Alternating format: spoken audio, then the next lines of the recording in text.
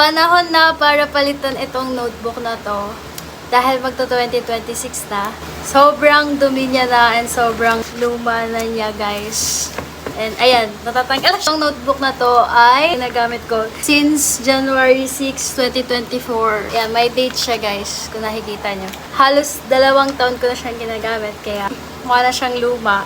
Ang notebook na to ay ginagamit ko para magsulat ng journal about sa mga preachings, and pag may mga preaching or teaching na gusto ko ituro sa mga Bible studies, dito ko nilalagay. At this is my lifeline. Dito ko kinukuha lahat ng mga daily devotion ko. Kasi kapag nagbabasa ako ng Bible, dito ko nilalagay yung mga Bible verse na tinitake down notes ko. And kapag gagamitan ko na siya, i-cross out ko na siya. Tapos, ayun, pag magbabasa ako ng Bible, kailangan ko to.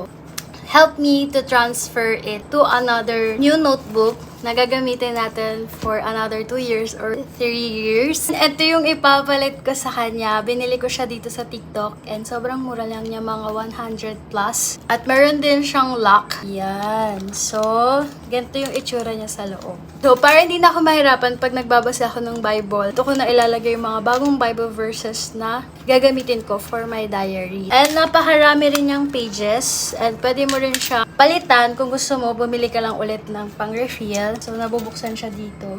Ay! At least, mas madali ko lang ma-access yung mga Bible verses na kailangan ko. Or kapag mayroong Bible verse na tumatak sa akin, madali ko lang makuha sa bag ko. Yan na, sulat ko na dito. So, guys, if you are interested sa notebook na to, just click the yellow basket.